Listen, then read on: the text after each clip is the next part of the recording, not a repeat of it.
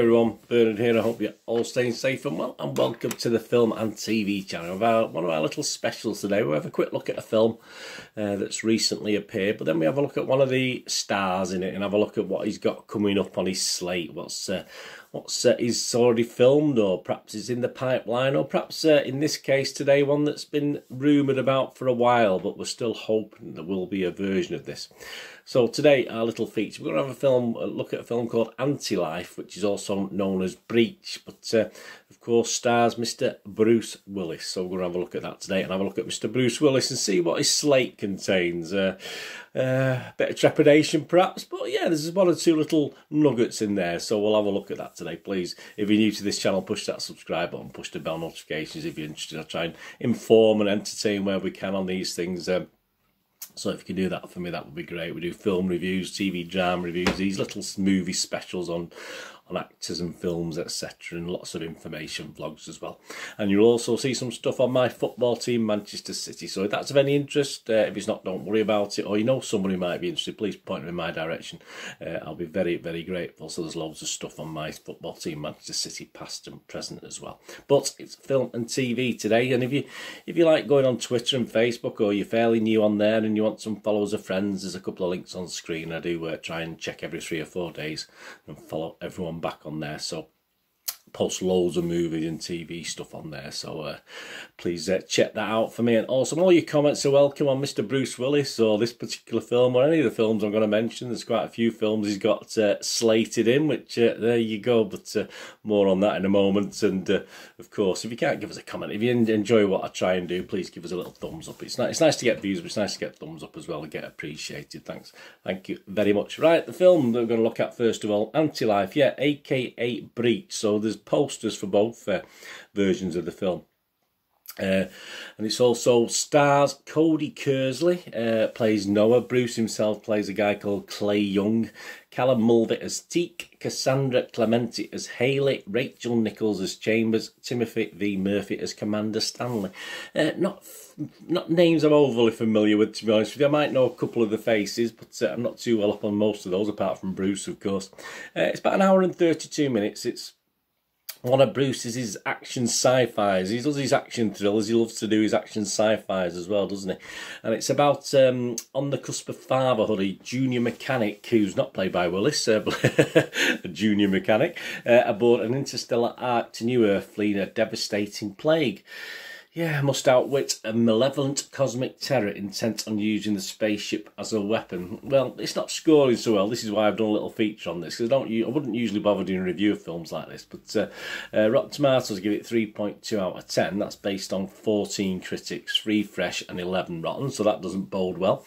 Internet Movie Database gave it 2.9 out of 10, so not much better. With that's Joe Public, that's you and me just watching these things. That's almost 6,000 reviews. All this is done as I'm recording this, so this is all done as at the 27th of April 2021, so all the scores today will be as at that date. So if you're watching it a lot later, they might be different to this. But Internet Movie Database, it's only getting 2.9 out of 10. That's based on 5,889 scores and reviews left as I'm doing this vlog today. My little thoughts, yeah, I mean, it's interesting, this one. I can quite understand the low marks for this one. It is the typical Bruce Willis B-budget sort of thing. But actually, I thought there's quite a lot worse than this, sadly, like a lot worse than this out there. I didn't think it was that bad. I mean, as B-movies go, for Willis, this is actually one of his, I thought it's one of his better efforts, to be honest with you. I quite like bits of it. It is absolute garbage, but I did quite like it. He gets plenty of screen time, which isn't always the case, is it, when they put these names now in these films? So obviously, if you like his boyish charm, and this might appeal to you, but yeah, if you don't like a shapeshifter who looks like a giant turd, my apologies, when not shifted into human shapes, and you don't mind humans turned into super zombies, and all the action taking place on about 5 or 6 sets shot at different angles, then it might be for you, this film. As I say, I did quite like it. That's how bad it is, really. So I thought it was pretty crap, but I thought it was okay. I'll put down here, so I'll stick with that. So there you go. Yeah, I'm not going to give it a score, but I say it wasn't as bad as I thought, to be honest with you. But there you go. So what else has Bruce got? All right, I said this is so bad I quite enjoyed it. So what else has he got? Because we know he does some dross, don't he? Let's be honest about it.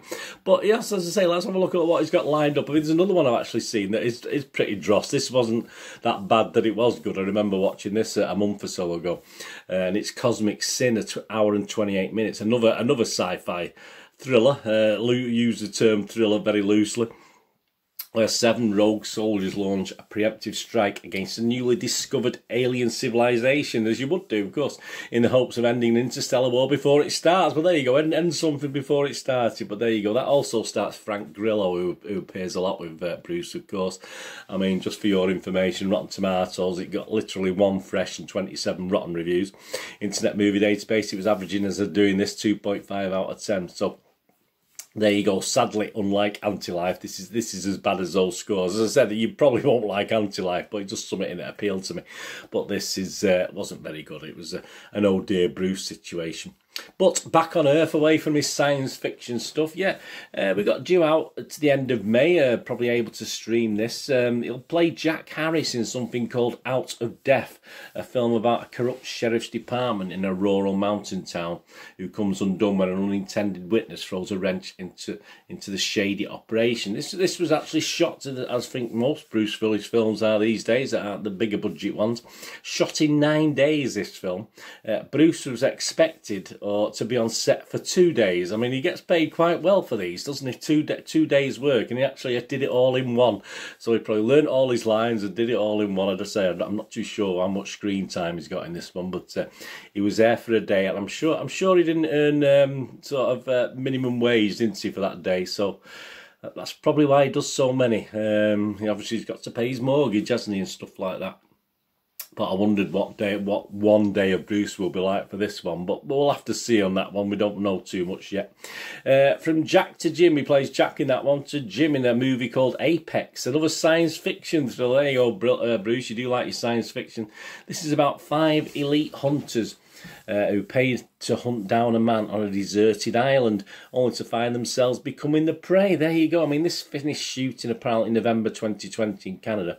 And of course, Bruce is the prey in this one, so he's the guy being hunted down. So they probably bit off more they can chew, aren't they? There are connections with this one, as we are with most of these Bruce Willis films, to the team that brought us Cosmic Sin and Prey, which is another one. But let's hope this is a little bit better than those two.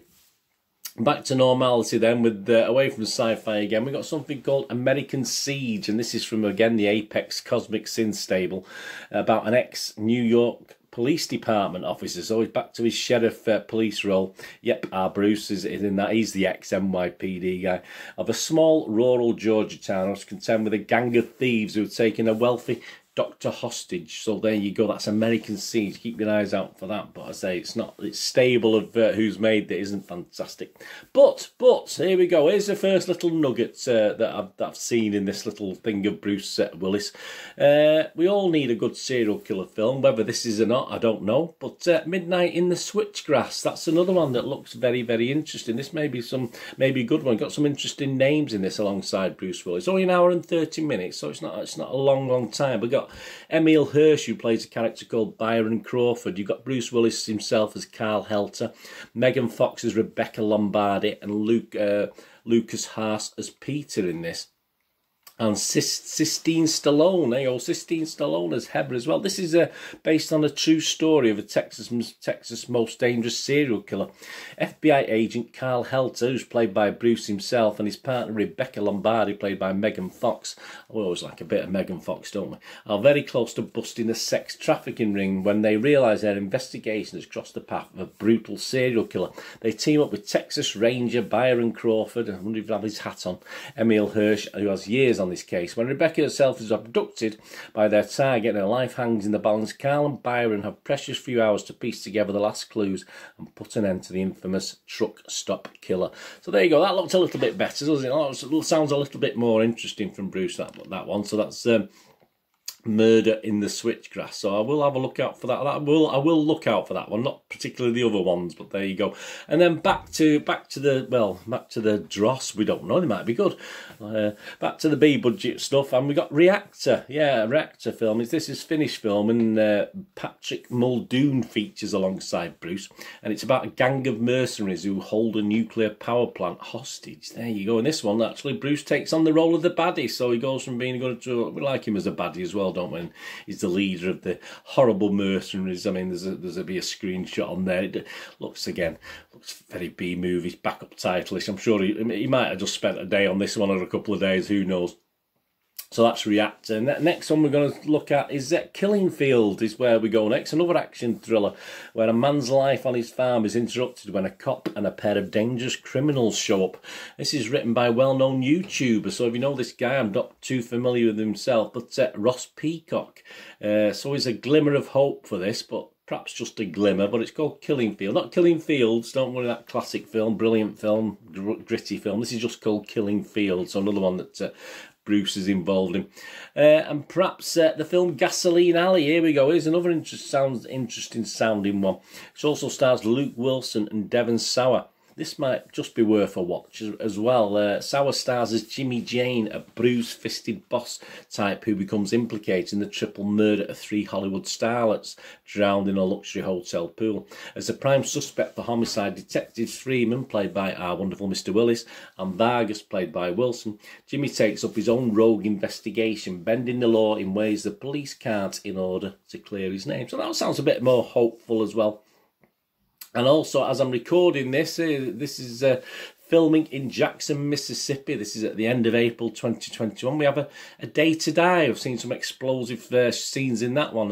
This is about the synopsis of this. After killing a drug syndicate member while protecting a parolee, Connor Connolly has one day to pay $2 million in reparations. He doesn't have to Tyrone Pettis. Of course he has.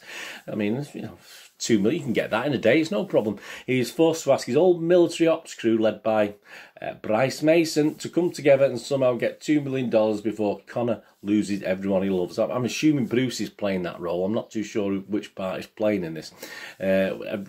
Before Connor loses everyone he loves, $1 million in a day. Let's rob a bank. So I think there's a bit of a heist to get that $2 million that that gangster wants, and that stars also Frank Grillo again and Kevin Dillon. I don't mind a bit of Kevin Dillon either. And then that leads us to the last little nugget that's been hanging around for about 4 years now. This has been muted, but it's still there. It's still potential. It could be a film, it could be a TV series. We're not quite too sure yet. But yeah, of course, I can't leave Bruce Willis, can we? Can't leave Bruce Willis without looking at a Die Hard 6, can we? I mean, it's been penciled in as just being called McClane, of course, and we're still talking about it, whether it will happen. We're not 100% sure. I want it to happen, of course I do, because they might put a few quid in it, might spend a few quid on it.